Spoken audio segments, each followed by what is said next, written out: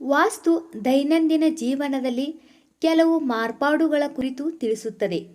ಅದರ ಅನುಸಾರವಾಗಿ ಮನೆಯಲ್ಲಿ ಕೆಲವು ಪ್ರಾಣಿಗಳು ಮತ್ತು ಪಕ್ಷಿಗಳನ್ನು ಸಾಕುವುದನ್ನು ಕೂಡ ಉಲ್ಲೇಖಿಸಲಾಗಿದೆ.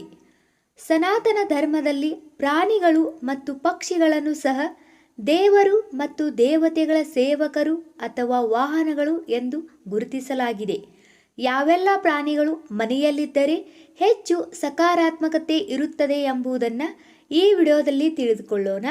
ಅದಕ್ಕಿಂತ ಮುಂಚೆ ಯಾರೆಲ್ಲ ನಮ್ಮ ಚಾನಲನ್ನು ಸಬ್ಸ್ಕ್ರೈಬ್ ಮಾಡಿಲ್ಲ, ಪ್ಲೀಸ್ ಸಬ್ಸ್ಕ್ರೈಬ್ ಮಾಡಿ. ಜ್ಯೋತಿಷ್ಯ ಶಾಸ್ತ್ರದ ಪ್ರಕಾರ ನಾಯಿಯನ್ನು ಸಾಕುವುದರಿಂದ ಮನೆಯಲ್ಲಿ ಲಕ್ಷ್ಮೀದೇವಿ ನೆಲೆಸುತ್ತಾಳೆ. ನಿಮ್ಮ ಮನೆಯಲ್ಲಿ ನಾಯಿಯನ್ನು ಸಾಕಲು ಸಾಧ್ಯವಾಗದಿದ್ದರೆ ಪ್ರತಿದಿನ ಒಂದು ರೊಟ್ಟಿಯನ್ನು ಹೊರಗಿನ ನಾಯಿಗೆ ತಿನ್ನಿಸಬೇಕು. ವಾಸ್ತುಶಾಸ್ತ್ರದಲ್ಲಿ ಕುದುರೆಯನ್ನು ಐಶ್ವರ್ಯದ ಸಂಕೇತವೆಂದು ಪರಿಗಣಿಸಲಾಗಿದೆ. ಆದರೆ ಪ್ರತಿಯೊಬ್ಬರೂ ತಮ್ಮ ಮನೆಯಲ್ಲಿ ಕುದುರೆಯನ್ನು ಹೊಂದಲು ಸಾಧ್ಯವಿಲ್ಲ.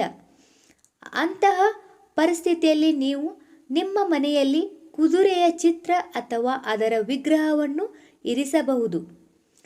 ವಾಸ್ತುಶಾಸ್ತ್ರ ಮನೆಯಲ್ಲಿ ಮೊಲವನ್ನು ಸಾಕುವುದು ತುಂಬ ಮಂಗಳಕರವೆಂದು ಪರಿಗಣಿಸಲಾಗಿದೆ.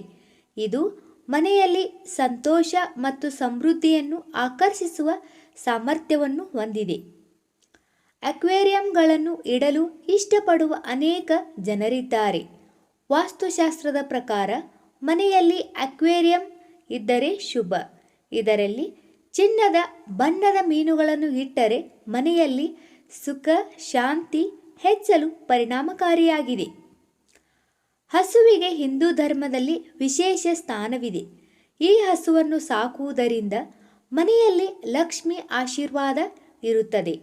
ಈ ಎಲ್ಲ ಮಾಹಿತಿಯು ನಿಮ್ಗೆ ಇಷ್ಟ ಆದರೆ ಈ ವಿಡಿಯೋಗೆ ಒಂದು ಲೈಕ್ ಮಾಡಿ, ಹಾಗೆ ಸಬ್ಸ್ಕ್ರೈಬ್ ಮಾಡಿ. ಪಕ್ಕದಲ್ಲಿರುವ ಬೆಲ್ ಐಕಾನನ್ನು ಪ್ರೆಸ್ ಮಾಡಿದರೆ ನಾವು ಹಾಕುವ ಹೊಸ ವಿಡಿಯೋಗಳ ನೋಟಿಫಿಕೇಶನ್ ನಿಮಗೆ ಬರುತ್ತದೆ. ಎಲ್ಲರಿಗೂ ಧನ್ಯವಾದಗಳು.